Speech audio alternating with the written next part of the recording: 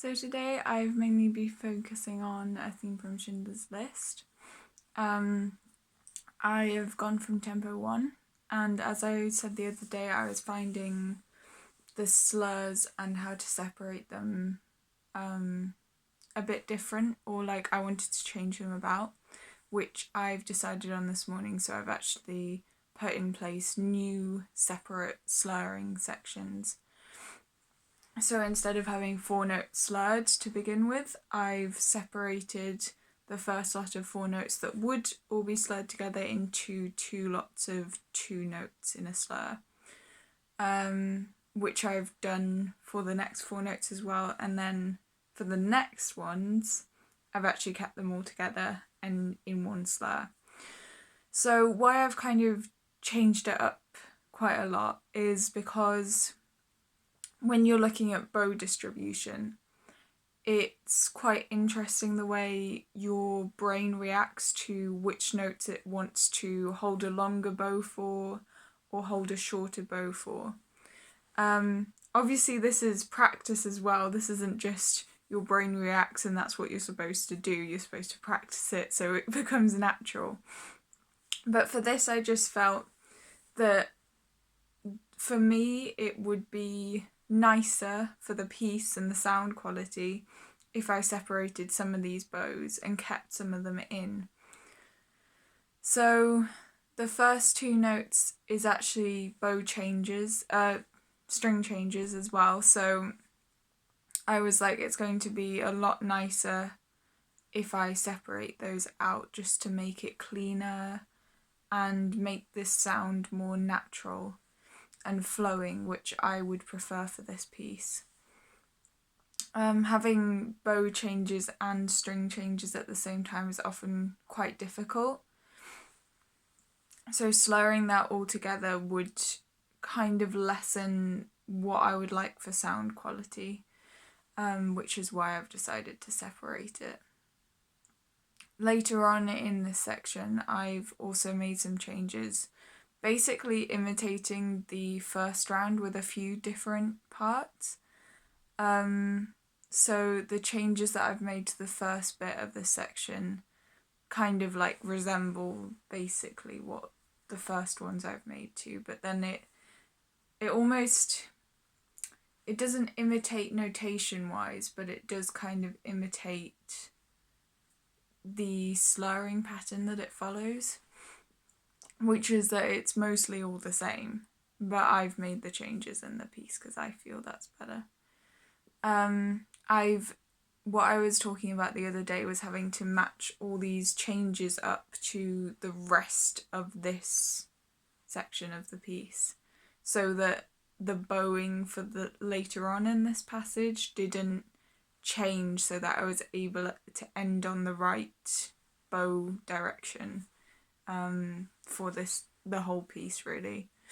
And so because if I've been learning something for quite a while in a certain way, it's going to take equal amount of time to change what I've learnt. So putting this all in place now is kind of essential so that I can practice and practice and practice to make my brain relearn this whole section in a different slurring pattern. So then I can just focus on emotion and what I want to do with the piece. I will play you the changes I've made to this piece. I would also like to mention that when I was doing the other day, I was doing double stopping with It Ain't Necessarily So, and I have re-gone over that, so I did about 3-4 minutes practice on the double stop section that I was talking about, which is only a bar long, so you don't need to keep going for long, but just because I was so focused on this today, I felt like my practice should go towards this and not towards that necessarily, but I did need to rejig my memory, so I practiced that bar slowly and just went repetitively over it. A few times I got it wrong, I went back. We don't want to make the same mistakes again, is the main thing, so your brain doesn't relearn a mistake. I'll play this section of Schindler's List for you now.